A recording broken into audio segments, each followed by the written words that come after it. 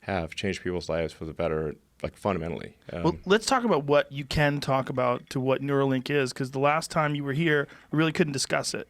And then there was I guess a press release or something that sort of outlined. Yeah, sure. That had happened quite a bit after the last time you were here. So what exactly is it? How do you do what happens if someone ultimately does get a Neuralink installed? What will take place?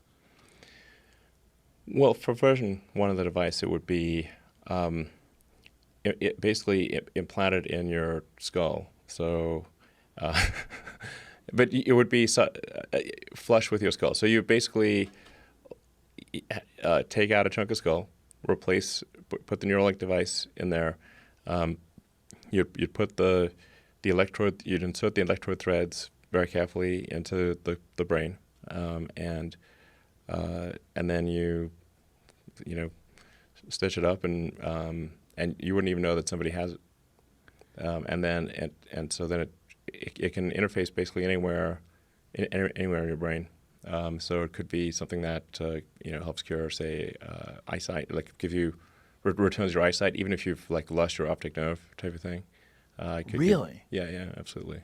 Hearing, obviously. I mean, pretty much anything that it could, in principle, fix almost anything that is wrong with the brain, and it could restore limb functionality. So if you've got interface into the motor cortex, and then an implant that's that's like a microcontroller in your muscle groups, you could then create a sort of a neural shunt that restores somebody who's a quadriplegic to full functionality.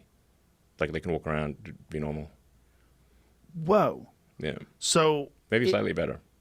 Slightly better? Over time, yes. You mean with future iterations? Yeah. Like the $6 million man. Although right. these days that doesn't That's seem like cheap. much. Yeah. Yeah. $6 billion man. Yeah.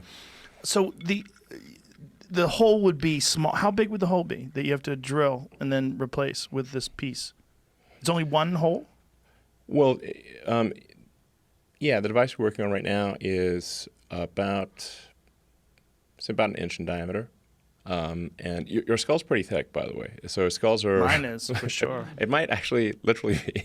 I mean, if you're a big guy, your skull is actually fairly thick.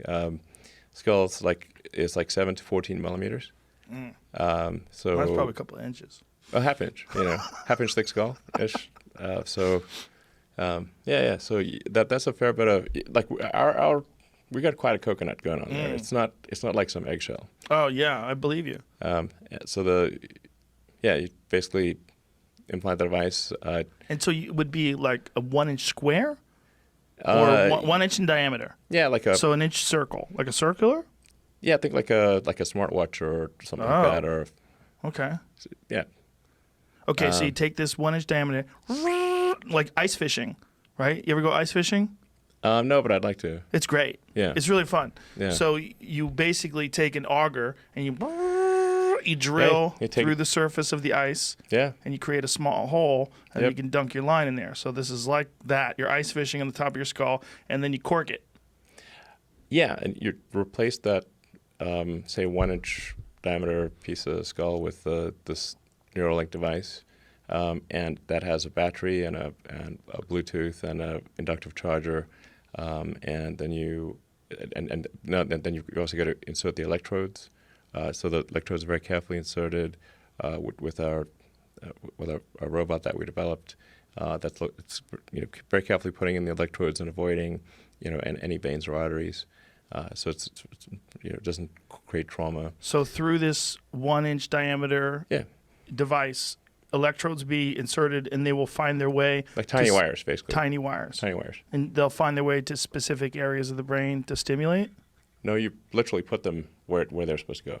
Oh, okay. Yeah, you should insert. How long will these wires be? I mean, they usually go in depending on where it is, 2 or 3 millimeters. So they just find the spots. Yeah. Wow.